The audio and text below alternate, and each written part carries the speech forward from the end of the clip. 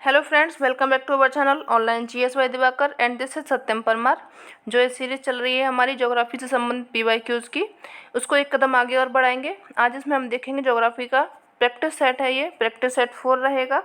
बाकी के 1, 2, 3 practice set हमने कर ली हैं, जिसमें कि आपको 150 क्वेश्चन करके कवर कराए हुए हैं। अगर अभी तक आपने वो सेट नहीं देखे तो आप उनको जा करके देख सकते हैं, चैनल पर आपको प्लेलिस्ट में जाके मिल जाएंगे। अगर अभी तक आपने चैनल को सब्सक्राइब नहीं किया तो आप उसको भी सब्सक्राइब कर लें, जिससे कि आपको जो पर डे 2 सेशन मिलते हैं प्रैक्टिस सेट्स के, जिसमें आपको कितने 150 क्वेश्चन करके कराए जाते हैं, ये आपको आसानी से देखने को मिल जाए।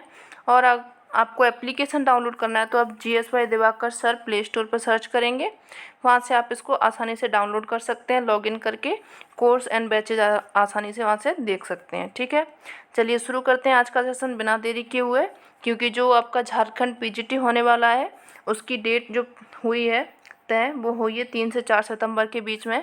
इसमें जितना हो सकेगा उतना हम आपको इसमें प्रैक्टिस करा देंगे क्वेश्चंस। ये आपके पीवाईक्यू प्लस एमसीक्यू मिक्स रहेंगे, काफ़ी हेल्प करेंगे आपको एग्जाम में। चलिए शुरू करते हैं आज का सेशन।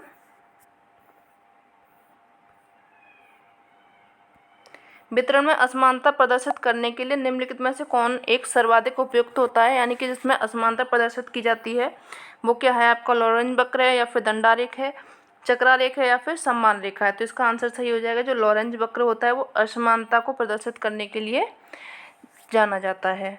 संकेत अक्षर जीआईएस किसके लिए प्रयुक्त होता है, यानी जीआईएस किसके लिए है? ये जीआईएस की फुल फॉर्म क्या है? ज्योग्राफिकल इंफॉर्मेशन सिस्टम है।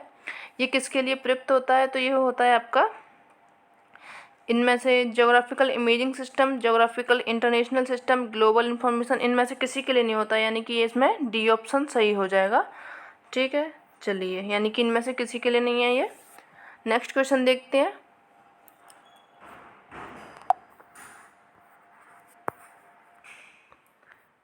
इसमें हम डिटेल लेके नहीं चलेंगे, क्योंकि डिटेल आपने पढ़ चुके होंगे। इसमें सिर्फ क्वेश्चंस प्रैक्टिस करेंगे और कुछ नहीं। फटाफट से आपको 150 क्वेश्चन कंप्लीट कराने हैं, फिर दूसरा सेशन भी हमें इसके साथ में ही लेना है। सरकार द्वारा राजस्व और कर को प्रदर्शित करने के लिए निम्नलिखित में से कौन सा मानचित्र तैयार किया जाता है? सरकार के द्वारा राजस्व के लिए कौन सा मानचित्र बनाया जाता है? तो वो बनाया जाता है आपका कैडस्ट्रल मानचित्र, यानी सी ऑप्शन इसका सही हो जाएगा। नेक्स्ट क्वेश्चन देखते हैं।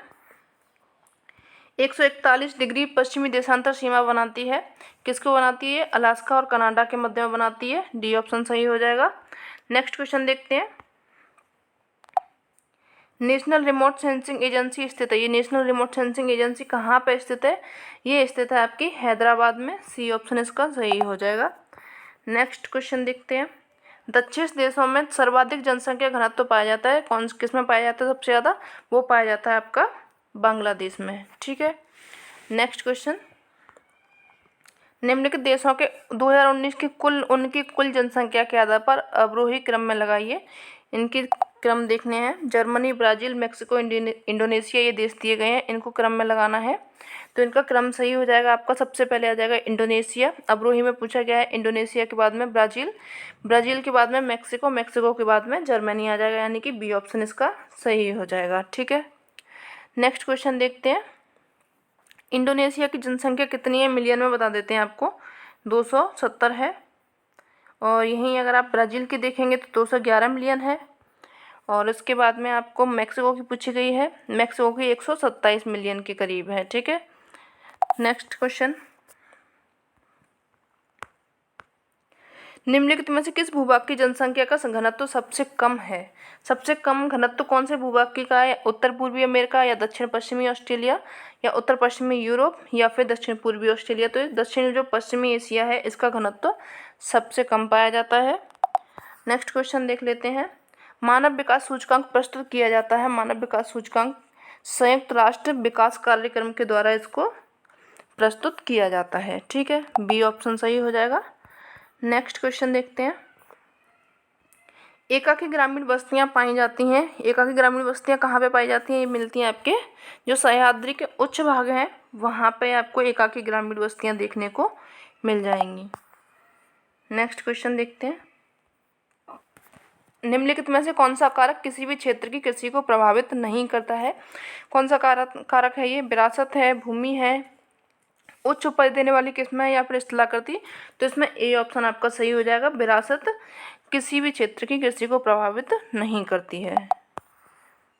मानव गतिविधियां जो आय उत्पन्न करती हैं उन्हें क्या कहते हैं, यानी कि जो मानव की गतिविधियां जिनसे आय मिलती है उनको कहा जाता है आर्थिक गतिविधियां। बी ऑप्शन सही हो जाएगा।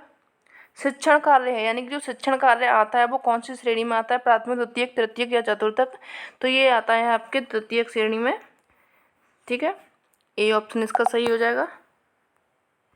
यरबा माटे होती है, यानी कि यरबा माटे है क्या, मैक्सिको में एक खाद्य वस्तु है, ब्राजील में एक मवेशी चारा है, या फिर पराग्वे में चाय सदृश एक झाड़ी है। ये सी ऑप्शन इसका सही हो जाएगा। जो यरबा है क्या है, ये पराग्वे में चाय सदृश एक झाड़ी है जिसका नाम है क्या, यरबा। ठीक है, नेक्स्ट क्वेश्चन, निम्नलिखित में से किस फसल से तेल तथा रेशा दोनों ही प्राप्त होता है, यानी कौन सी फसल है जिससे तेल भी प्राप्त होता है और रेशा भी प्राप्त होता है, तो वो फसल है आपकी अलसी। इससे क्या मिलेगा आपको, तेल और रेशा दोनों मिल जाएगा। डी ऑप्शन इसका सही हो जाएगा। ठीक है, नेक्स्ट क्वेश्चन देखते हैं। मक्की की खेती के लिए उपयुक्त ग्रीष्मकालीन जो तापमान है किस सीमा के बीच में होना चाहिए, ये होना चाहिए आपका 18 डिग्री सेल्सियस तथा 27 डिग्री सेल्सियस के बीच में होना चाहिए। ठीक है, तो यानी कि ए ऑप्शन इसका सही हो जाएगा। अगर इसके लिए वर्षा पूछी जाए तो वर्षा आपको इसके लिए चाहिए 50 से 75 सेंटीमीटर के बीच में वर्षा यहाँ पे होनी चाहिए। ठीक है, चलिए नेक्स्ट क्वेश्चन देखते हैं। विश्व में चीनी का सबसे उत्पादक एवं आपूर्तिकर्ता है कौन सा है, विश्व में पूछा गया तो ये है आपका ब्राज़ील। ब्राज़ील में क्या है, चीनी का सबसे बड़ा उत्पादक एवं आपूर्तिकर्ता देश माना जाता है ये। नेक्स्ट क्वेश्चन देखते हैं। न्यूजीलैंड की राष्ट्रीय अर्थव्यवस्था निर्भर है किस पर है, ये न्यूजीलैंड की राष्ट्रीय अर्थव्यवस्था ये निर्भर करती है आपके निर्यातोन्मुख कृषि पर, यानी कि ए ऑप्शन इसका सही हो जाएगा। बाकी के सभी गलत हो जाएंगे। चलिए सूची 1 सूची 2 आ गई है, आपको इनको सम्मिलित करने हैं। फिर से वही गलती, इनके क्वेश्चंस पहुंच गए नीचे ऑप्शंस। ठीक है, चलो देख लेते हैं। धान का देश किसको कहा जाता है, धान के देश के जाना जाता है आपका थाईलैंड को। पैगोडा का देश किसको कहा जाता है, एक मिनट, हाँ पूरब का प्रवेश, इसमें गलत पूछा गया है ना, सही सम्मिलित कीजिए। अच्छा, सही कूट का इसमें चयन पूछा गया है, तो चलिए देख लेते हैं। इसमें धान का देश कहा जाता है आपका थाईलैंड को। पैगोडा का देश कहा जाता है म्यांमार को। रबर का देश कहा जाता है मलेशिया को। और पूरब का द्वार कहा जाता है सिंगापुर को। ए का हो जाएगा थर्ड, बी का हो जाएगा फर्स्ट, सी का सेकंड। चलिए ए का हो जाएगा थर्ड, बी का फर्स्ट, सी का सेकंड, यानी ए ऑप्शन यहाँ पर सही से सम्मिलित हो गया है।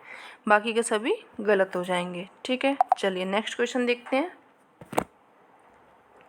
उपलब्धता के आधार पर निम्न में से कौन सा संसाधन का वर्गीकरण सही है, यानी उपलब्धता के आधार पर जो वर्गीकरण होता है वो होता है आपका सर्वसुलभ होता है, फिर सामान्य सुलभ होता है, उसके बाद में दुर्लभ आता है, यानी ए ऑप्शन इसका सही हो जाएगा।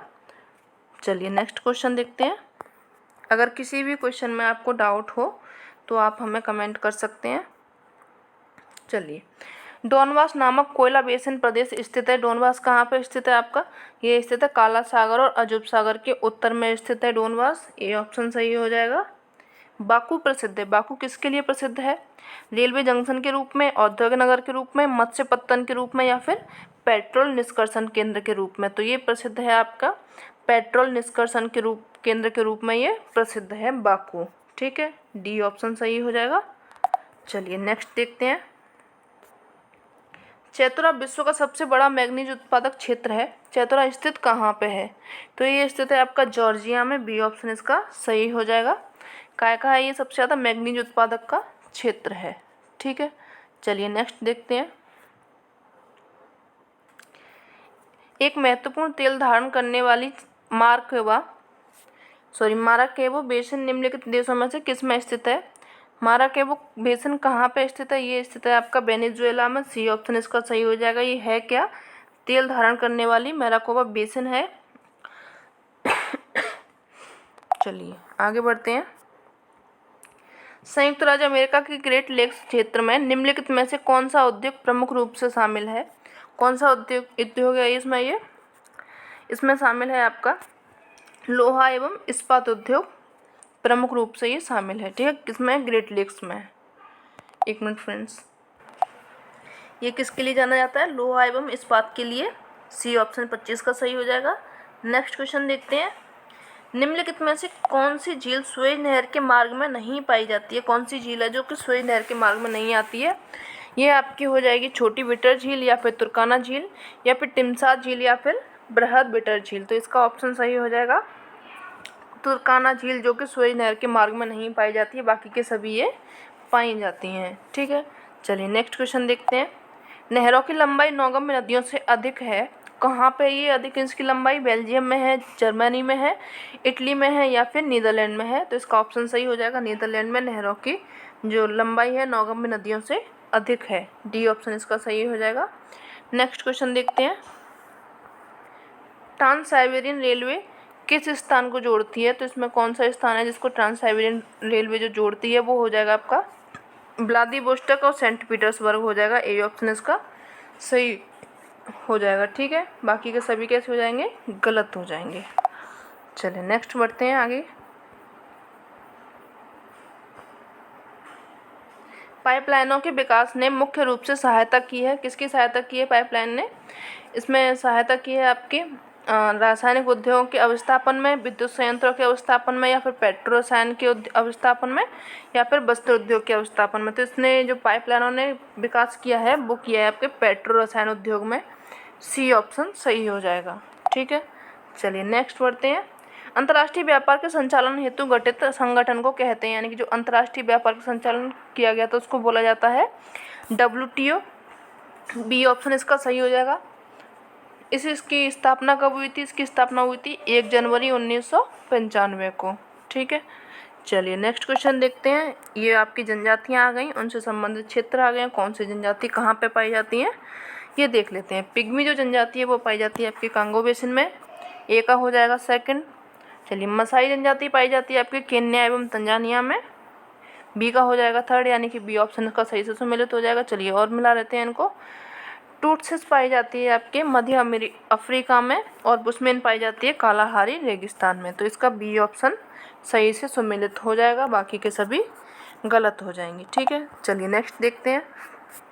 नगरीय ग्राम प्राय पाए जाते हैं, कहाँ पे पाए जाते हैं? जो नगरीय ग्राम है ये पाए जाते हैं आपके संयुक्त राज्य अमेरिका में। ए ऑप्शन इसका सही हो जाएगा, बाकी के सभी गलत हो जाएंगे। ठीक है, स्वर्णिम चतुर्भुज परियोजना है, इसमें स्वर्णिम चतुर्भुज परियोजना में क्या है? छोटी रेलवे लाइन की बड़ी रेलवे लाइनों के आसान परिवर्तन है, या फिर भारत के 4 महानगरों को मिलाने वाली 4 लेन वाली राजमार्ग का निर्माण है, या फिर इसमें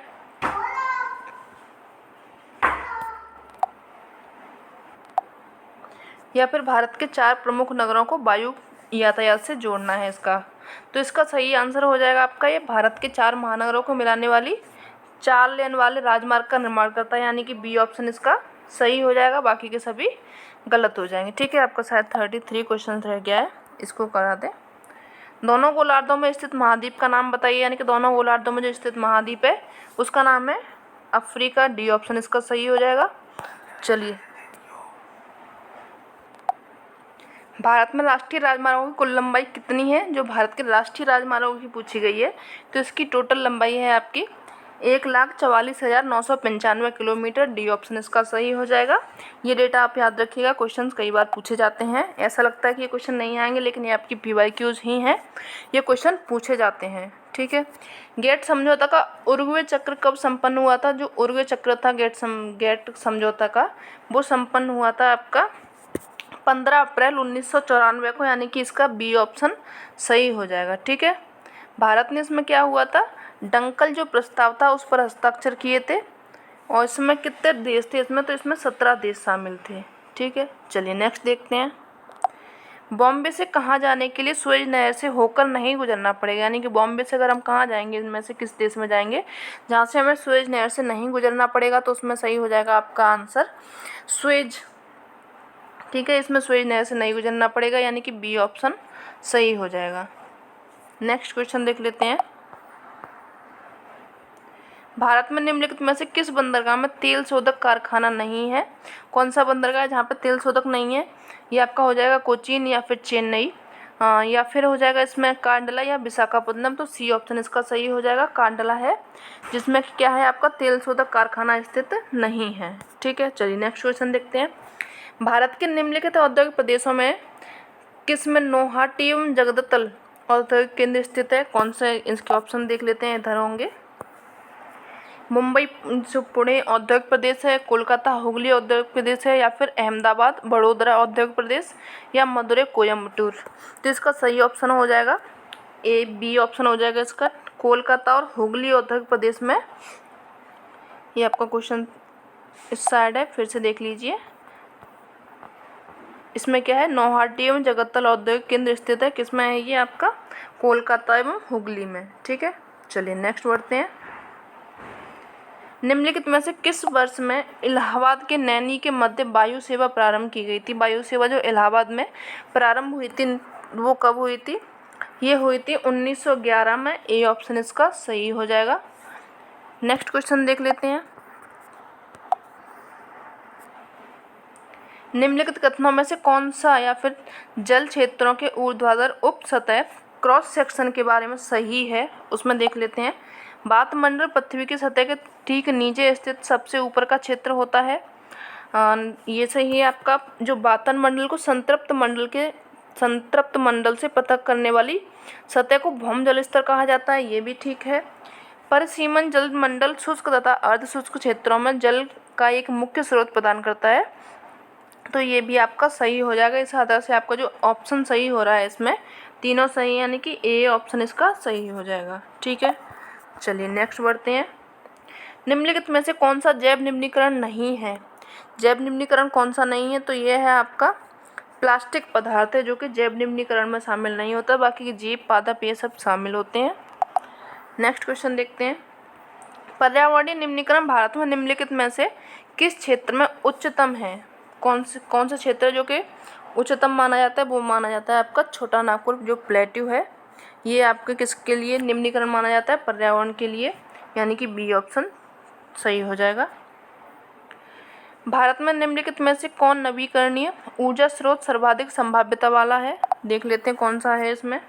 सौर शक्ति है, या फिर जैवपुंज शक्ति है, या फिर इसका लघु जल विद्युत शक्ति, या फिर अपशिष्ट से अर्जित ऊर्जा। यानी कि इसमें जो भारत में सबसे ज़्यादा है वो है आपकी सौर शक्ति, यानी ए ऑप्शन इसका सही हो जाएगा। ठीक है, चलिए नेक्स्ट बढ़ते हैं। राणा प्रताप सागर परियोजना ये क्या है? एक अणु शक्ति संयंत्र, या फिर एक मछली संरक्षण योजना, या फिर एक पनबिजली संयंत्र, या फिर शिपयार्ड है? तो ये एक क्या है, पनबिजली संयंत्र है राणा प्रताप सागर परियोजना, जो कि कहाँ पर है आपकी, राजस्थान में। राजस्थान में भी ये चंबल नदी पर बनी हुई है। किस पर बनी हुई है?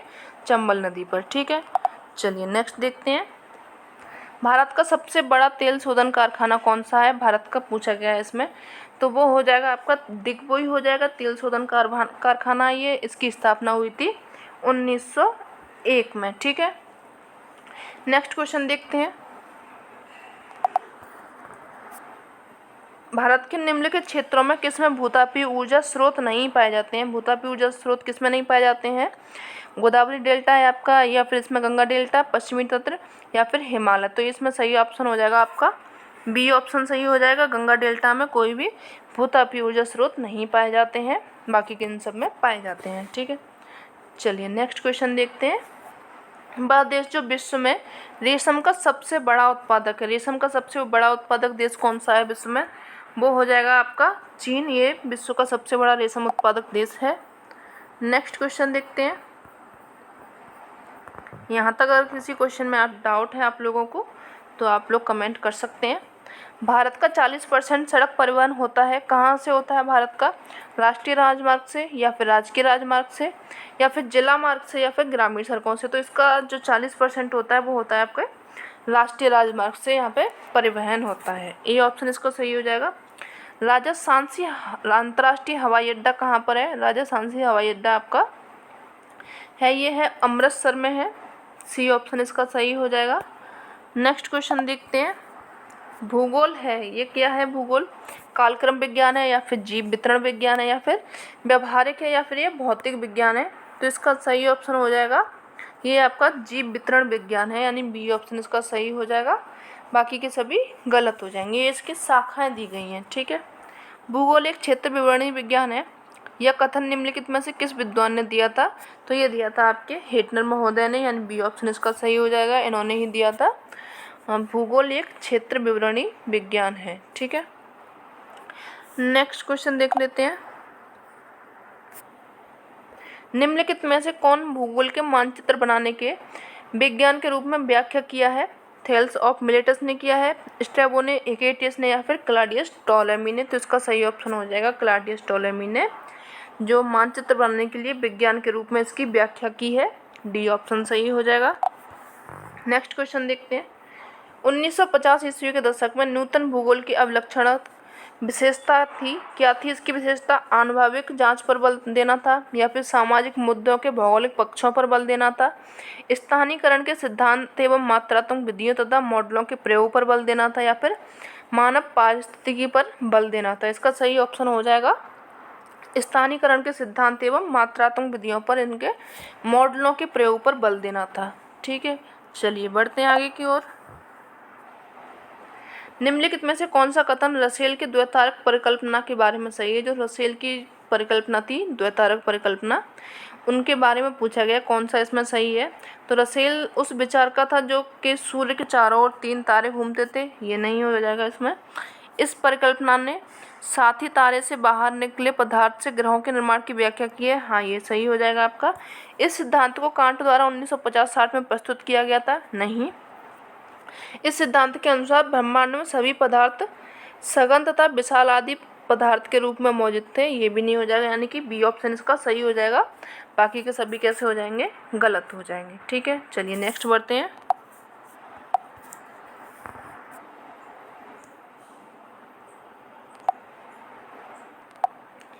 अंतःतार की धूल परिकल्पना को प्रतिपादित किया था, किसने प्रतिपादित किया था इसको? ऑटो शिमर्ड ने, एफ होयल ने, या फिर रसेल ने, या फिर हेरोल्ड जेफरी ने?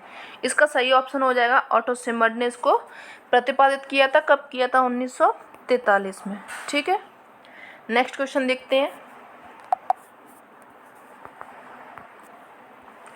निम्नलिखित भूगोलिक समय का सही कालानुक्रम दिए गए कूटों से चुनिए, यानी कि इनका सही काल लगाना है हमें।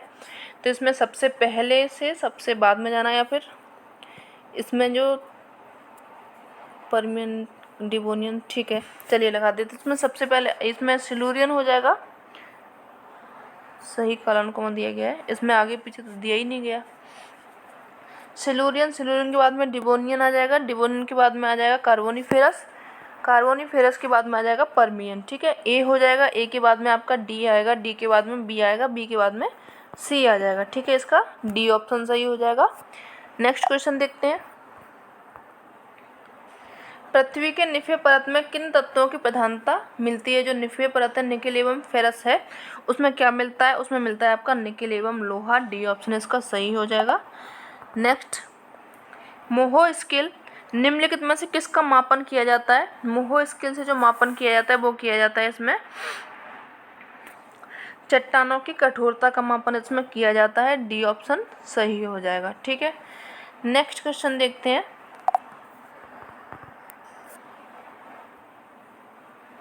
निम्नलिखित में से भौमिक आपदाओं को पहचानिए। भौमिक आपदाएं कौन सी हैं? इसमें शीतलहर है, भूकंपी है, या फिर उल्कापिंडों से टकराना है? नहीं, ये सब इसमें जो भौमिक आपदा हो जाएगी वो हो जाएगी आपकी सुनामी। अच्छा सॉरी, इसमें तो कोड दिए गए हैं ना, हाँ। तो इसमें भूकंपी और सुनामी दोनों कैसी हो जाएंगी? भौमिक आपदाएं हो जाएंगी। बी यानी कि बी और डी इसका सही हो जाएगा, डी ऑप्शन इसका सही हो जाएगा, ठीक है। नेक्स्ट क्वेश्चन देखते हैं। वैगनर के महाद्वीपीय विस्थापन सिद्धांत के अनुसार लॉरेंसिया गोंडवाना लैंड के मध्य कौन सा सागर था? तो वो कौन सा सागर था जो कि लॉरेंसिया और गोंडवाना के मध्य में था? इसमें हो जाएगा आपका पेंथालासा, ए ऑप्शन इसका सही हो जाएगा। अच्छा सॉरी, इसका टेथिस सागर था, सी ऑप्शन इसका सही हो जाएगा। लॉरेंसिया जो गोंडवाना लैंड के बीच में था, टेथिस सागर, ठीक है। चलिए नेक्स्ट क्वेश्चन देखते हैं। निम्नतम आधार तल अवधारणा जो अपवर्तन की अवधारणा प्रस्तुत की थी वो किसने की थी? मेलॉट ने, पेंक के द्वारा, या फिर डेविस के द्वारा, या फिर पॉवेल के द्वारा। जो आधार तर्क की स्थापना अपरदन की अवधारणा प्रस्तुत की थी वो की थी आपके पॉवेल महोदय ने। डी ऑप्शन इसका सही हो जाएगा। कब प्रस्तुत की थी? 1875 में। ठीक है, चलिए नेक्स्ट देखते हैं। कणिकामय विघटन किसका एक उदाहरण है? यांत्रिक अपक्षय का, या फिर रासायनिक अपक्षय का, या फिर पादप अपक्षय का, या फिर इनमें से कोई नहीं। तो ये आपका उदाहरण है यांत्रिक अपक्षय का, यानी कि ठीक है, ए ऑप्शन इसका सही हो जाएगा। जो कणिकामय विघटन होता है वो किसका उदाहरण हो जाएगा? यांत्रिक अपक्षय का ये उदाहरण हो जाएगा। यांत्रिक यानी इसमें भौतिक अपक्षय भी इसी में आ जाएगा। ए ऑप्शन इसका सही हो जाएगा। चलिए नेक्स्ट क्वेश्चन देखते हैं। निम्नलिखित में से कौन एक भूआकृति में पुनर्यौवन का स्थलाकृतिक प्रभाव यानी साक्ष्य नहीं है? अधकर्तित विसर्प हो जाएगा, या फिर युग्मित घाटी वेदिकाएं हो जाएंगी, संरचनात्मक बेंच, या फिर बहुचक्रीय घाटी हो जाएंगी। तो इसका सही ऑप्शन हो जाएगा जो संरचनात्मक बेंच है वो किसका है? स्थलाकृतिक प्रभाव, इनका साक्ष्य नहीं है पुनर्यौवन का। ठीक है, नेक्स्ट क्वेश्चन देखते हैं।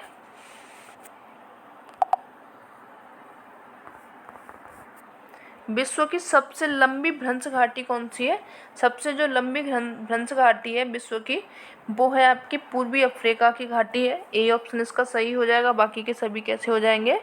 गलत हो जाएंगे। ठीक है, और इसकी भ्रंश घाटी है कौन सी? नील नदी भ्रंश घाटी जो है पूर्वी अफ्रीका की है, ये सबसे लंबी भ्रंश घाटी है। बरखान भू आकृति का निर्माण होता है किसके द्वारा होता है? अपरदन के द्वारा, या फिर निक्षेपण के द्वारा, या इसका निर्माण होता है भ्रंशन के द्वारा या अपक्षय के द्वारा? तो इसका निर्माण होता है निक्षेपण के द्वारा। ए ऑप्शन इसका सही हो जाएगा। चलिए नेक्स्ट देखते हैं। निम्न में से किसके परिणाम स्वरूप, एक मिनट ये तो ऊंचा हो गया। निम्न में से किसके परिणाम स्वरूप प्रस्तुत जालकों का निर्माण होता है? जो प्रस्तुत जालक बनते हैं किसके द्वारा बनाए जाते हैं ये? तो ये बनाए जाते हैं आपके पवन के द्वारा। जो अपरदन होता है उसके द्वारा क्या बनते हैं? आपके प्रस्तर जालक बनते हैं। ठीक है, ड्राई कांटर संबंधित है। ड्राई कांटर किससे संबंधित है? काष्ठ स्थलाकृति से, या फिर हिमानी से, या फिर शुष्क से, या फिर तटीय स्थलाकृति से। इसका ऑप्शन सही हो जाएगा आपका सी ऑप्शन सही हो जाएगा। शुष्क स्थलाकृति से आपके ड्राई कांटर बनते हैं। ठीक है, चलिए नेक्स्ट बढ़ते हैं। टोटल इसमें आपको हम 150 क्वेश्चंस कराएंगे, जैसा कि हमने आपको बता ही चुके हैं कि इसके टोटल 150 क्वेश्चंस होंगे। चलिए आगे बढ़ते हैं। इसमें दिया गया वायुमंडल के निम्नलिखित परतों में से किस में न्यूनतम तापमान पाया जाता है? न्यूनतम जो तापमान पाया जाता है वो पाया जाता है आपका मध्यमंडल है उसकी जो सीमा है ऊपर की मेसोपॉज, उसमें सबसे जो तापमान है न्यूनतम पाया जाता है, यानी कि सी ऑप्शन इसका सही हो जाएगा। नेक्स्ट क्वेश्चन देखते हैं। जलवायु एवं मौसम संबंधी समस्त परिवर्तन होते हैं कहाँ पे होते हैं? क्षोभ मंडल में, समताप मंडल में, क्षोभ मंडल एवं समताप मंडल में, या फिर क्षोभ मंडल, समताप मंडल, ओजोन मंडल में। तो इसका ऑप्शन सही हो जाएगा। जो समस्त परिवर्तन होते हैं जलवायु से संबंधित वो होते हैं आपके क्षोभ मंडल में। ए ऑप्शन इसका सही हो जाएगा। बाकी के सभी कैसे हो जाएंगे? गलत हो जाएंगे। ठीक है, चलिए बढ़ते हैं आगे। वह प्रक्रिया जिसमें प्रत्यक्ष संपर्क द्वारा स्थलीय ऊष्मा वायु में स्थानांतरित हो जाती है किसके रूप में जानी जाती है? चालन के में, या फिर संवहन, आपतन, या फिर विकिरण के रूप में जानी जाती है? तो ये जानी जाती है आपके चालन के रूप में जानी जाती है। ए ऑप्शन इसका सही हो जाएगा। ठीक है, चीखती साटा किस तत्व का बोधक है? जो चीखती साटा है वो किसका जानी जाती है? उच्च ज्वार के लिए, या फिर मूसलाधार वर्षा के लिए, तड़ित झंझा के लिए, या फिर उच्च वेगीय पवन के लिए? तो ये जानी जाती है आपके उच्च वेगीय पवन के लिए, जिनको जाना जाता है चीखती साठा के नाम से। ये सब कहाँ पे चलती हैं? आपके साउथ में चलती हैं। ठीक है, नेक्स्ट क्वेश्चन देखते हैं। निम्नलिखित वर्षा के प्रकारों में कौन भूमध्य रेखीय प्रदेशों में सामान्यतः होती है? कौन सी होती है इसमें? चक्रवात के, या फिर मानसूनी, या पर्वतीय, या फिर इसमें संवहनीय वर्षा होती है? तो ज़्यादातर कौन सी देखिए भूमध्य रेखीय प्रदेशों में वहाँ पे होती है आपकी संवहनीय प्रकार की वर्षा होती है। डी ऑप्शन इसका सही हो जाएगा। चलिए नेक्स्ट देखते हैं। पृथ्वी का सर्वाधिक आयतन एवं द्रव्यमान पाया जाता है। सबसे ज़्यादा आयतन और द्रव्यमान जो पृथ्वी का पाया जाता है वो पाया जाता है मेंटल में, यानी कि बी ऑप्शन इसका सही हो जाएगा।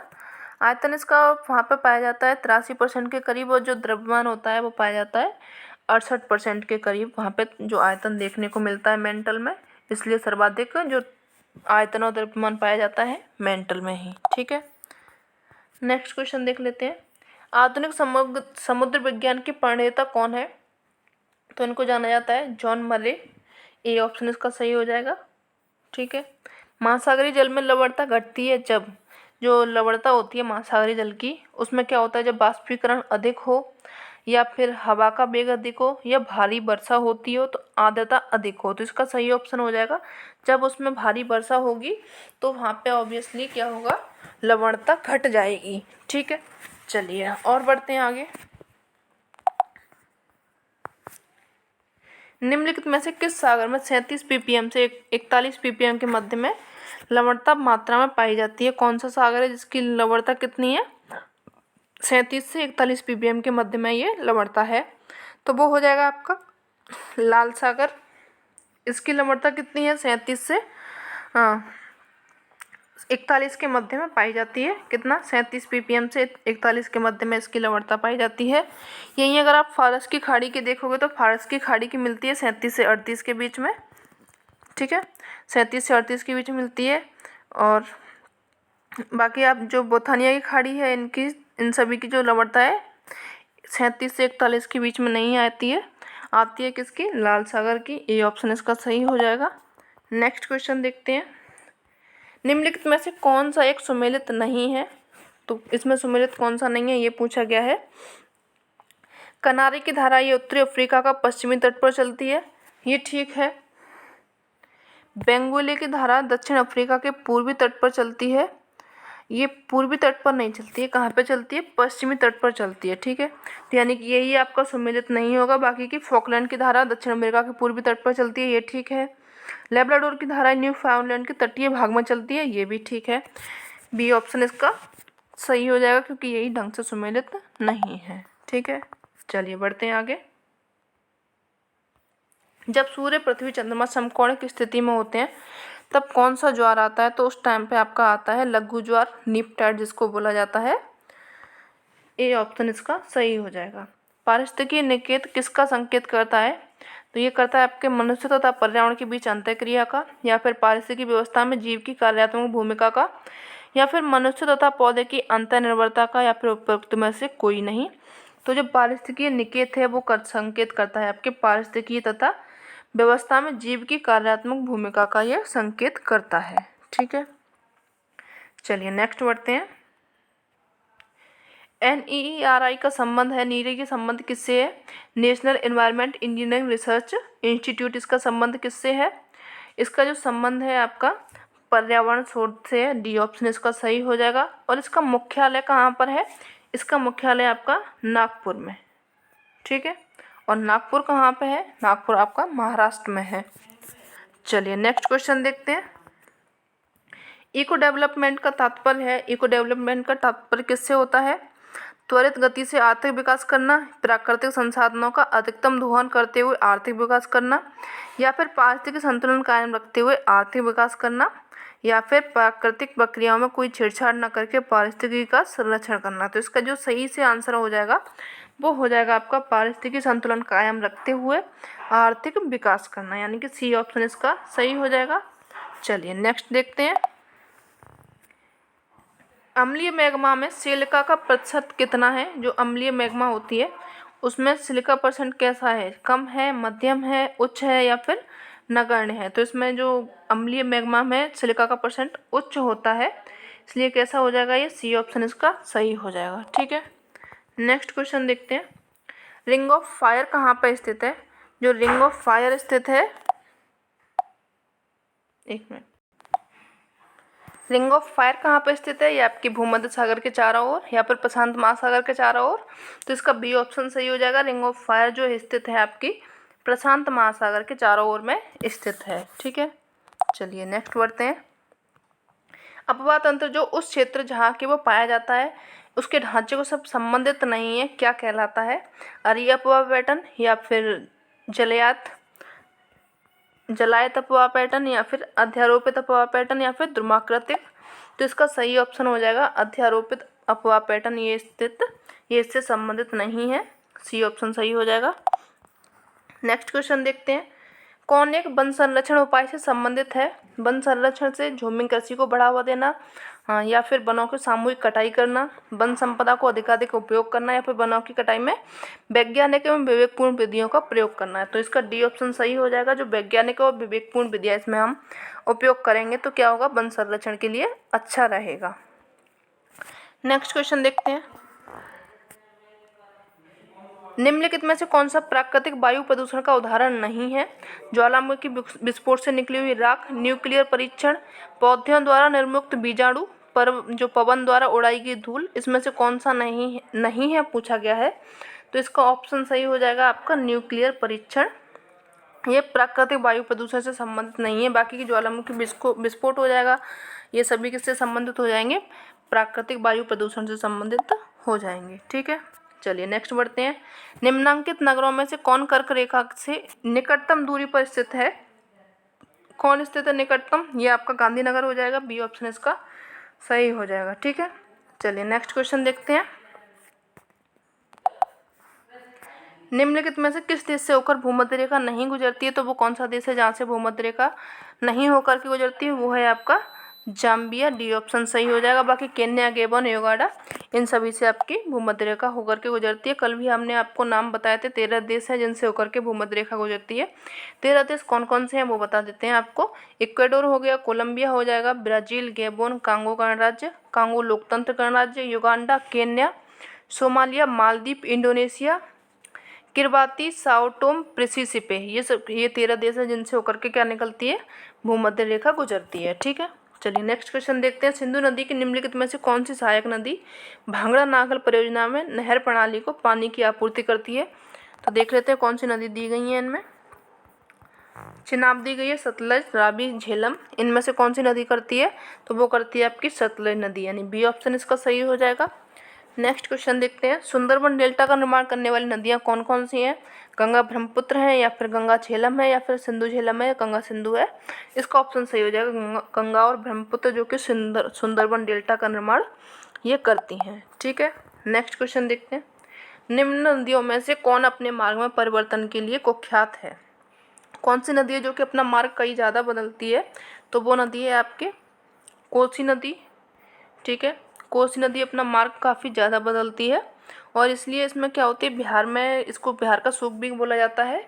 और ये क्या होती है, इसमें बाढ़ सबसे ज़्यादा, बाढ़ भी काफ़ी आती है और काफ़ी मार्ग बदलती है, जिससे कि जनधन की हानि होती है। इसलिए इसको क्या बोला जाता है, बिहार के सूप के नाम से जाना जाता है। ठीक है, प्रायद्वीप भारत में सबसे लंबी नदी कौन सी? जो प्रायद्वीप भारत की सबसे लंबी नदी है वो है आपकी गोदावरी। सी ऑप्शन इसका सही हो जाएगा।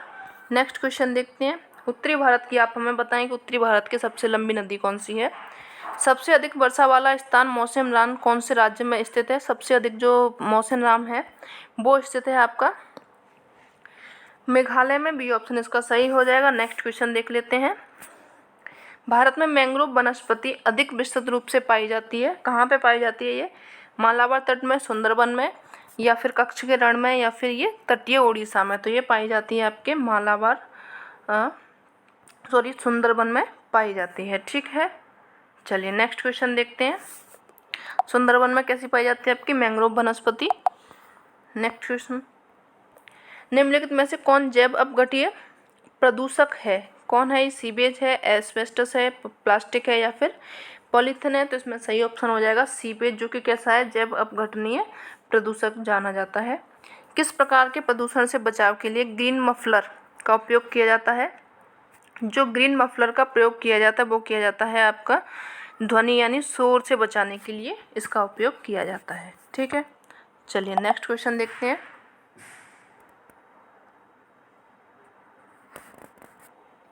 भारत में प्रोजेक्ट टाइगर प्रारंभ किया गया था। कब प्रारंभ हुआ था ये भारत में? ये हुआ था 1973 में। बी ऑप्शन इसका सही हो जाएगा। ठीक है, और इसकी शुरुआत हुई कहाँ थी? इसकी शुरुआत हुई थी उत्तराखंड में। उत्तराखंड में भी जिम कॉर्बेट जो नेशनल पार्क है वहाँ से इसकी शुरुआत हुई थी। ठीक है, चलिए नेक्स्ट बढ़ते हैं। एशियाई बब्बर शेर यानी कि एशियाटिक लायन का निवास कहाँ से है? इनका निवास माना जाता है गिरवन से।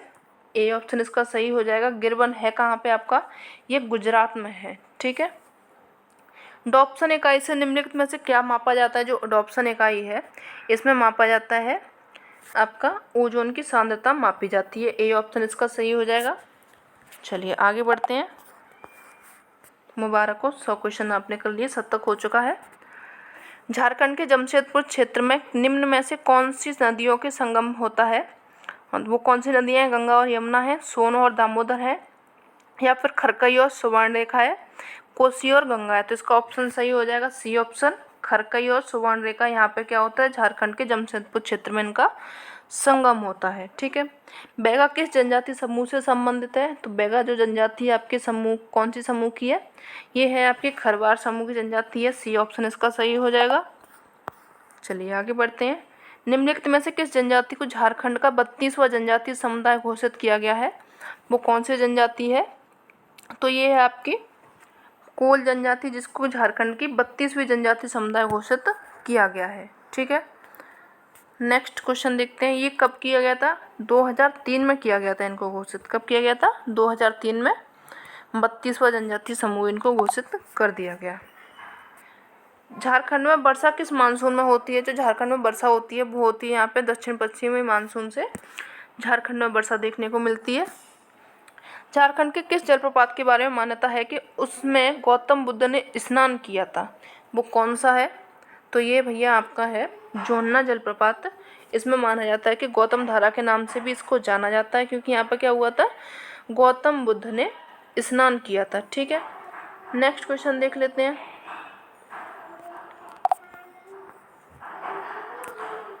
निम्नलिखित में से कौन कौन से खनिज झारखंड में मिलते हैं? जो झारखंड में मिलने वाले खनिज हैं वो पूछे गए हैं। इसमें मिलते हैं आपके कोयला मिल जाएगा, लोह अयस्क मिलता है, अभ्रक मिलता है, पेट्रोलियम नहीं मिलता। यानी कि 1, 2, 3 ऑप्शन सही हो जाएगा इसका। बी ऑप्शन सही हो जाएगा, पेट्रोलियम झारखंड में नहीं मिलता है। नेक्स्ट क्वेश्चन देखते हैं। झारखंड में किस जिले में न्यूनतम परसेंट क्षेत्र वनों के अंतर्गत आता है? कौन सा क्षेत्र जहाँ पर क्या है वनों का न्यूनतम परसेंट है, यहाँ पर प्रतिशत है? तो वो है आपका जामताड़ा क्षेत्र है, जहाँ पे क्या है वनों की जो रिपोर्ट आई थी 2021 के अनुसार, वहाँ पे जो वनों का परसेंट है सबसे कम मिला था। कितना मिला था? 5.85% के करीब मिला था। और जो सबसे ज़्यादा मिला था वो कहाँ पे मिला था इसमें झारखंड के में? वो मिला था लातेहार में। ठीक है। लातेहार में कितने परसेंट मिला था? ये मिला था आपका 56%। ठीक है। चलिए नेक्स्ट क्वेश्चन देखते हैं। झारखंड में कितने टाइगर रिजर्व हैं? तो झारखंड में जो आपको टाइगर रिजर्व देखने को मिलते हैं वो हैं आपके 1 है। बी ऑप्शन इसका सही हो जाएगा। इसको नाम किस नाम से जाना जाता है? पलामू टाइगर रिजर्व के नाम से जाना जाता है। ठीक है। नेक्स्ट क्वेश्चन देखते हैं। पृथ्वी का भूपटल कहाँ सबसे पतला है? सबसे पतला पृथ्वी का जो भूपटल है वो है आपका महासागरों के तल पर, ये सबसे पतला यहाँ पे माना जाता है। सी ऑप्शन सही हो जाएगा। नेक्स्ट क्वेश्चन देखते हैं। ठंडी और गर्म, ठंडी जलधारा इनमें से पूछी गई है। कौन सी जलधारा ठंडी है? तो इसमें आपकी सही हो जाएगी हम्बोल्ट की धारा, ये ठंडी जलधारा है। ब्राज़ील की धारा ये गर्म जलधारा है। ओयासियो की धारा ये ठंडी है। कैनारी की धारा ये भी ठंडी है। तो यानी कि 1 और 3 और 4 ये सही हो जाएंगे आपके। तो इसका ऑप्शन सही हो जाएगा, सी ऑप्शन सही हो जाएगा, बाकी के सभी गलत हो जाएंगे। ठीक है। क्योंकि ब्राज़ील की धारा आपकी कैसी है? गर्म जलधारा है। नेक्स्ट क्वेश्चन देख लेते हैं। ये इनके क्षेत्र दिए गए हैं और इनमें पूछा क्या गया है ये देख लेते हैं। सही उनका एक कूट का प्रयोग किया गया, यानी कि उस साइड में इसके ऑप्शन दिए गए हैं। चलो मिला लेते हैं इनको। जो सेलवास क्षेत्र है वो किसके लिए? इसमें कौन सी वनस्पति है? इसमें पाई जाती है आपकी अधिपादप। जो सवाना है, सवाना में पाए जाते हैं आपके घास और वृक्ष दोनों पाए जाते हैं। टैगा में देखने को मिलते हैं आपके शंकु वृक्ष। टुंड्रा में मिलते हैं आपके मोसेसस एवं लाइकेंस। यानी कि ए का हो जाएगा 3rd, बी का हो जाएगा 4th। चलिए देख लेते हैं यहाँ पे ऑप्शंस मिला के। ए का हो जाएगा 3rd, बी का हो जाएगा 4th, यानी कि सी ऑप्शन इसका सही से सम्मिलित है। ठीक है। चलिए नेक्स्ट क्वेश्चन देखते हैं। निम्नलिखित में से कौन सा एक कथन सही है पूछा गया है? तो जो बृहत ज्वार भाटा है पूर्णिमा को आते हैं, लघु ज्वार भाटा केवल अमावस को आते हैं, भारत के पश्चिम तट में दिन में 4 बार ज्वार भाटा आते हैं, खाड़ियों में ज्वार भाटा नहीं आते। यानी कि तीनों ऑप्शन गलत हो जाएंगे। ए आपका सही हो जाएगा। जो बृहत ज्वार आता है वो कब आता है? पूर्णिमा के दिन में आता है। ठीक है, चलिए नेक्स्ट बढ़ते हैं। लावा के ठोस होने के फलस्वरूप पृथ्वी के अंदर निर्मित चट्टानों को कहा जाता है।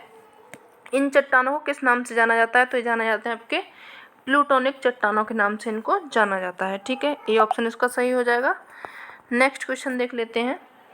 निम्नलिखित श्रेणियों में दक्षिण से उत्तर की ओर के क्रम में व्यवस्थित कीजिए तथा नीचे दिए गए कूट का सही से चयन कीजिए। जो जांच कर धौलाधार, लद्दाख एवं काराकोरम दिए गए, कहाँ से? दक्षिण से उत्तर की ओर में चलना है इनको, यानी कि नीचे से ऊपर की ओर में चलना है। तो चलिए देख लेते हैं इनका।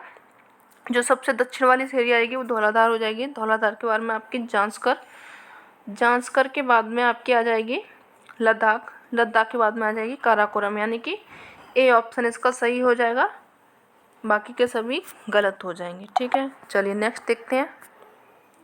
नागा जनजाति की बस्तियां सामान्यतः अवस्थित होती हैं। कहाँ पे अवस्थित हैं जो नागा जनजाति की बस्तियां हैं? ये अवस्थित हैं आपकी कटक शिखरों पर। बी ऑप्शन इसका सही हो जाएगा। ठीक है, चलिए नेक्स्ट देखते हैं। निम्नलिखित में से किस उद्योग की अवस्थिति के लिए कच्चे माल की उपलब्धता मूल कारक नहीं है? कौन सा है? लोहा इस्पात है, शर्करा है, इलेक्ट्रॉनिक्स है या फिर सीमेंट है? तो इसमें सही ऑप्शन हो जाएगा इलेक्ट्रॉनिक्स है। इसमें क्या है? कच्चे माल की उपलब्धि जो मूल कारक इसकी नहीं मानी जाती है। ठीक है, चलिए आगे बढ़ते हैं। स्वर्णिम चतुर्भुज का पूर्वी पश्चिम गलियारा निम्नलिखित में से किन केंद्र नाविकों को जोड़ती है? जो पूर्वी पश्चिम गलियारा है वो किसको जोड़ती है? सिलचर को पोरबंदर से, गुवाहाटी एवं अहमदाबाद को, कांडला एवं तिनसुकिया को, ईटानगर या फिर जामनगर को। तो ये जोड़ती है आपके सिलचर एवं पोरबंदर को, ये जोड़ती है। ये ऑप्शन इसका सही हो जाएगा। ठीक है, चलिए नेक्स्ट देखते हैं।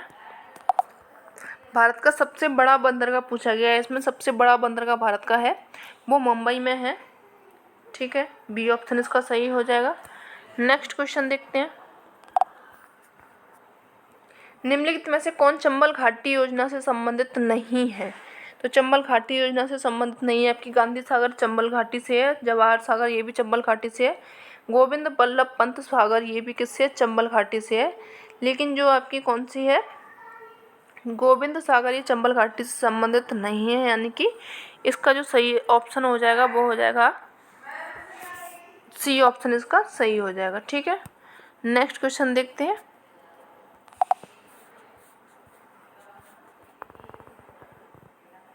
अच्छा सॉरी, इसके तो कूट दिए गए हैं ना। चलिए इसके देख लेते हैं। गांधी सागर है, जवाहर सागर है, गोविंद सागर है, गोविंद बल्लभ पंत सागर है। तो इसमें से चंबल घाटी में संबंधित नहीं पूछी गई है ना। हाँ, तो न जो नहीं है आपकी 3 और 4 हो जाएगी, दोनों हो जाएंगी। इसमें गोविंद सागर एवं गोविंद पंत सागर, बल्लभ पंत सागर ये आपकी चंबल घाटी से संबंधित नहीं है, यानी कि इसका सी ऑप्शन सही हो जाएगा। 3 और 4 दोनों हो जाएंगे। ठीक है, चलिए नेक्स्ट देखते हैं। निम्नलिखित में से कौन सा एक नीतिगत पहल के अनुसार औद्योगिक गलियारा नहीं है? तो इसमें अमृतसर कोलकाता हो जाएगा, दिल्ली मुंबई, कोलकाता गुवाहाटी, चेन्नई बेंगलुरु। तो इसका सही ऑप्शन हो जाएगा औद्योगिक गलियारा इसमें से नहीं है आपका कोलकाता एवं गुवाहाटी, ये आपका औद्योगिक गलियारा में नहीं आता है। बाकी के सभी कैसे आते हैं? औद्योगिक गलियारा के रूप में जाने जाते हैं। ठीक है, चलिए नेक्स्ट देखते हैं। विश्व के निम्नलिखित प्रदेशों में किसमें खट्टे रसीले फलों का उत्पादन बहुत विकसित है? तो ये हो जाएंगे आपके भूमध्य सागरीय प्रदेश, यानी कि सी ऑप्शन इसका सही हो जाएगा। भूमध्य सागरीय प्रदेश में क्या होते हैं? खट्टे जो फल आते हैं वो पाए जाते हैं। कौन सम्मिलित नहीं पूछा गया है, मरुस्थल दिए गए हैं, उनके देश दिए गए हैं। सोनोरन आपका पाया जाता है संयुक्त राज्य अमेरिका में, तकला मकान पाया जाता है चीन में, कराकुम पाया जाता है तुर्कमेनिस्तान में, गिब्सन पाया जाता है आपका ब्राज़ील में नहीं पाया जाता है, यह पाया जाता है आपका ऑस्ट्रेलिया में। ठीक है, ऑस्ट्रेलिया में पाया जाता है आपका गिब्सन, यानी कि डी ऑप्शन इसका सही हो जाएगा क्योंकि यही ढंग से सम्मिलित नहीं है। सर्वाधिक उत्तरी दक्षिणी अक्षांशीय लंबाई वाली सीमा वाला देश कौन सा है? तो इसमें ऑप्शन दिए गए हैं रूस, चिली, चीन, ब्राज़ील। तो इसका ऑप्शन सही हो जाएगा चिली हो जाएगा, जिसमें क्या है उत्तरी दक्षिणी अक्षांशीय लंबाई सीमा वाला ये देश है। सर्वाधिक सबसे ज़्यादा इसकी सीमा है, यानी बी ऑप्शन इसका सही हो जाएगा। ठीक है, चलिए आगे बढ़ते हैं। इसमें से कौन सम्मिलित नहीं है पूछा गया है।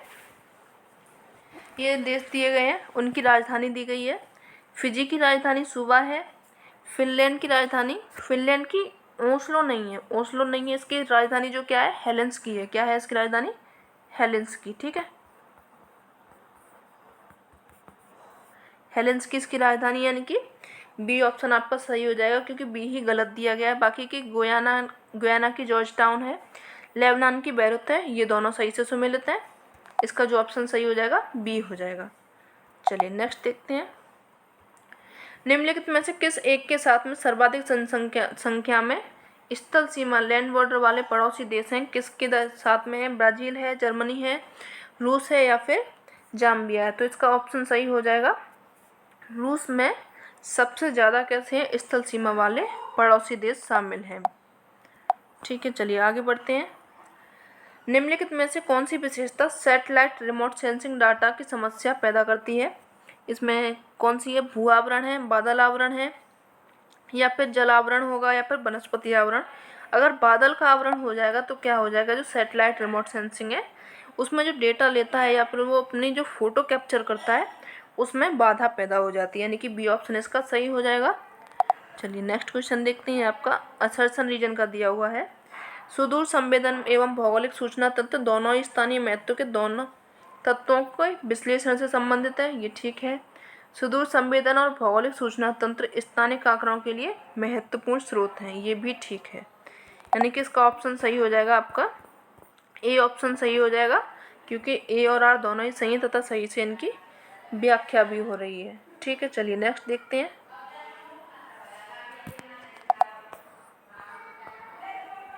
निम्नलिखित में से कौन सा एक यंत्र हवाई फोटोग्राफी में सामान्यतः प्रयुक्त नहीं होता है?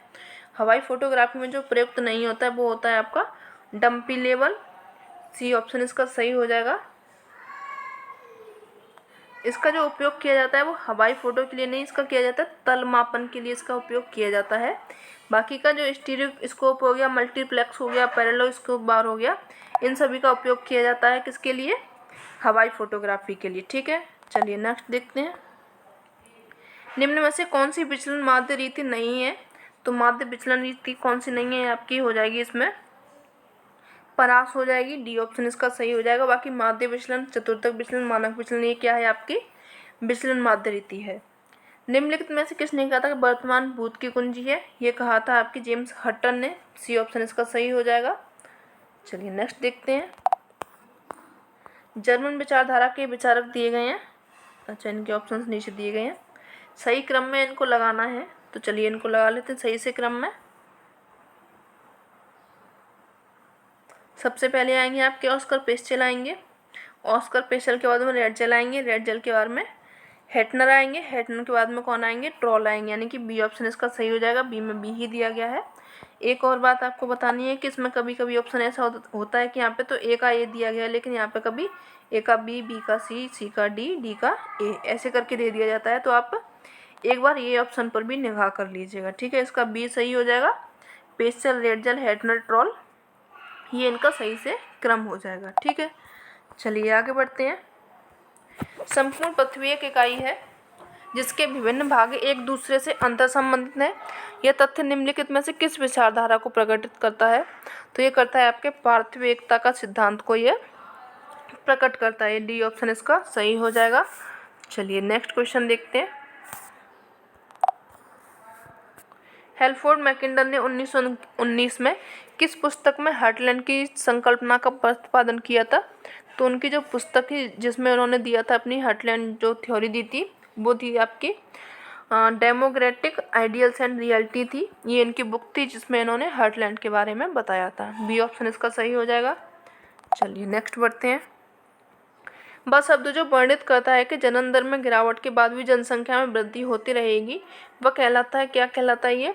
ये कहलाता है आपका जनसांख्यिकी गति कहलाता है, यानी कि ए ऑप्शन इसका सही हो जाएगा। चलिए आगे बढ़ते हैं। माल्थस के अनुसार जनसंख्या वृद्धि होती है, जो जनसंख्या वृद्धि होती है माल्थस ने कहा था उनके अनुसार जो वृद्धि होती है वो ज्यामितीय दर से होती है, यानी कि 2, 4, 8, 16, 32 ऐसे करके इनकी वृद्धि होती है, ये उन्होंने कहा था माल्थस ने। ठीक है, चलिए नेक्स्ट क्वेश्चन देखते हैं। सूची 1, सूची 2 दी गई, फिर से इनके सम्मिलित करना है। तो चलिए मिला लेते हैं इनको भी, करना ही क्या है अपन लोगों को। आदिवासी पदानुक्रमण ये किसने दिया था आपका, ये दिया था वॉल्टर क्रिस्टलर ने। क्षेत्रीय विश्लेषण दिया था वॉल्टर इजार्ड ने। जो विकास ध्रुव सिद्धांत दिया था ये दिया था आपके पेरॉक्स ने। और आर्थिक वृद्धि अवस्था दी थी रोस्टोव ने। यानी कि ए का फर्स्ट हो जाएगा, सेकंड यानी सी ऑप्शन इसका सही से सम्मिलित हो जाएगा। चलिए आगे बढ़ते हैं। हॉटेंटॉस है, क्या है ये हॉटेंटॉस, ये एक प्रकार का दक्षिण पश्चिमी अफ्रीका में पीले चर्म रंग के लोग हैं, इनको बोला जाता है क्या, हॉटेंटॉस। ठीक है, चलिए और देखते हैं। किसी झील के चारों ओर बसा आदिवासी ग्राम है, झील के जो चारों ओर में बसा होगा उस गांव को बोला जाता है निहारिकी या फिर नेबुला प्रतिरूप के रूप में इसको जाना जाता है। ठीक है, बी ऑप्शन 138 का सही हो जाएगा। एंथ्रेसाइट है, एंथ्रेसाइट क्या है, ये एक कोयले का टाइप है, ए ऑप्शन इसका सही हो जाएगा। चलिए और देखते हैं।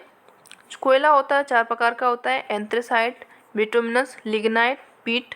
जो एंथ्रेसाइट होता है वो क्या होता है, श्रेष्ठतम होता है, यानी सबसे ज़्यादा श्रेष्ठ होता है जो एंथ्रेसाइट होता है। इसमें कार्बन की मात्रा कितनी होती है, 80 से 95% के बीच में एंथ्रेसाइट की, जो एंथ्रेसाइट है उसमें कार्बन की मात्रा पाई जाती है। इसलिए क्या होता है, एंथ्रेसाइट सबसे ज़्यादा यानी सबसे अच्छा माना जाता है। ठीक है, उसके बाद में बिटुमिनस, बिटुमिनस के बाद में लिग्नाइट आता है, लिग्नाइट के बाद में आपका पीट आ जाता है। चलिए नेक्स्ट क्वेश्चन देखते हैं। इनको सही से सम्मिलित करना है, महासागरीय निक्षेप दिए गए हैं, थोड़ा सा छोटा कर लेते हैं। चलिए ठीक है, जो तट तलवासी पदार्थ हैं ये क्या करते हैं, सागरी जीव जंतु तथा पादपों के मृत होते हैं ये। ठीक है, ए का हो जाएगा थर्ड। अगाध सागरस्थ होते हैं, ये क्या करते हैं, शैवाल के प्रकार होते हैं, बी का हो जाएगा फोर्थ। टेरापोड जो ऊज होते हैं वो क्या करते हैं, प्लवक मोलस्क जीव के कोष होते हैं, यानी कि फर्स्ट हो जाएगा इसका। और डाइटम होते हैं क्या, मृत्तिका अंशयुक्त अत्यंत सूक्ष्म पौधों के अवशेष होते हैं, यानी कि ए का हो जाएगा यहाँ पे थर्ड हो जाएगा, बी का यहाँ पे फोर्थ हो जाएगा, यानी ए ऑप्शन इसका सही से सम्मिलित है। ठीक है, अगर आपको छोटा दिख रहा हो तो आप यूट्यूब को इसको जूम कर सकते हैं, कितना भी, जितना आप जूम करना चाहें उतना। ठीक है, चलिए नेक्स्ट देखते हैं। थॉर्नवेट ने उड़ीसा, पश्चिम बंगाल एवं पूर्वी बिहार को एक जलवायु प्रदेश में शामिल किया है, जिसे कहते हैं, क्या कहते हैं, चलो वो भी देख लेते हैं। इन्होंने क्या बोल दिया, नम उपाद्र, शुष्क उपाद्र या फिर अर्ध शुष्क, तो इसको जाना जाता है नम उपाद्र के नाम से, बी ऑप्शन इसका सही हो जाएगा। जो पश्चिम बंगाल है और पूर्वी बिहार को इन्होंने रखा था किस सीमा में, नम उपाद्र में रखा था। ठीक है, चलिए नेक्स्ट क्वेश्चन। दुनिया के सामान्य नक्शे बनाने के लिए निम्नलिखित नक्शा प्रक्षेपण में कौन सा सबसे उपयुक्त है। सबसे उपयुक्त जो माना जाता है वो जेनिथल माना जाता है, यानी कि जेनिथल अर्गोग्राफिक प्रोजेक्शन है, ये सबसे उपयुक्त माना जाता है, ए ऑप्शन इसका सही हो जाएगा। चलिए और देखते हैं। बातज्ञ जनन, फोटोजेनेसिस, इस शब्द का अर्थ क्या है, इस शब्द का अर्थ एक बातज्ञ फ्रंट का क्षय होना या फिर एक बातज्ञ फ्रंट का सृजन होना, तो बी ऑप्शन इसका सही हो जाएगा। इसका जो अर्थ होता है यानी कि सही होता है वो एक बातज्ञ या फिर फ्रंट का सृजन होना, बी ऑप्शन सही हो जाएगा। नेक्स्ट क्वेश्चन देखते हैं। भारत में किस प्रकार की जलवायु मिलती है। जो भारत में जलवायु देखने को मिलती है वो मिलती है आपको मानसून प्रकार की भारत में जलवायु देखने को मिलती है। ठीक है, चलिए आगे बढ़ते हैं। बड़ी संख्या में समशीतोष्ण चक्रवात कहाँ पे आते हैं, वो आते हैं सबसे बड़ी संख्या में, ये मिलते हैं आपको उत्तरी अटलांटिक में, यानी कि सी ऑप्शन इसका सही हो जाएगा। ठीक है, चलिए नेक्स्ट देखते हैं। 2011 की जनगणना के अनुसार साक्षरता दर में झारखंड का कौन सा स्थान है। झारखंड का स्थान पूछा गया है, तो झारखंड का स्थान है आपका 32वां स्थान पाया गया है, बी ऑप्शन इसका सही हो जाएगा। ठीक है, चलिए next question. The great basin desert रेगिस्तान किस देश में अवस्थित है। कनाडा में, ऑस्ट्रेलिया में, संयुक्त राज्य अमेरिका में या फिर पश्चिम अफ्रीका में, तो ये स्थित है आपका संयुक्त राज्य अमेरिका में, सी ऑप्शन इसका सही हो जाएगा, बाकी के सभी गलत हो जाएंगे। निम्नलिखित में से कौन सा राष्ट्रीय उद्यान जानवरों के लिए आरक्षित युग्म सही है। जानवरों के लिए जो आरक्षित युग्म सही पूछा गया है, रणथंभौर है बाघ के लिए प्रसिद्ध है। ठीक है, कार्बेट जो एक सींग वाले गैंडे के लिए नहीं है, कार्बेट किसके लिए प्रसिद्ध है, ये प्रसिद्ध है आपका बाघ के लिए। ठीक है, जो काजीरंगा है ये एक सींग वाले गैंडे के लिए प्रसिद्ध है। सरिस्का ये भी किसके लिए प्रसिद्ध है? बाघ के लिए। यानी कि जो सही है वो आपका रणथंभौर है। ए ऑप्शन इसका सही हो जाएगा, बाकी के सभी गलत हो जाएंगे। चलिए आगे बढ़ते हैं। हुटन द्वारा की गई पहचान के अनुसार भारत के प्रारंभिक निवासियों में कौन शामिल है? प्रारंभिक जो निवासी हैं भारत के वो हैं आपके निग्रोटोस। बी ऑप्शन इसका सही हो जाएगा। चलिए आज का लास्ट क्वेश्चन देख लेते हैं। विश्व बैंक देशों के वर्गीकरण के लिए 3 मापदंडों का प्रयोग करता है, निम्नलिखित में से कौन उनमें से एक नहीं है? तो किसके आधार पर वो नहीं करता है? तो वो है आपका राजनीतिक स्थिरता। ये उनका कोई भी मापदंड नहीं है, यानी कि डी ऑप्शन इसका सही हो जाएगा, क्योंकि यही गलत है। चलिए, तो आज का सेशन कैसा लगा ज़रूर बताएं। अगर अच्छा लगा हो तो चैनल को लाइक कर लें और सब्सक्राइब भी कर लें। अगर अच्छा लगा हो तो अपने फ्रेंड्स को भी इसको शेयर करें। मिलते हैं नेक्स्ट सेशन में, तब तक के लिए धन्यवाद।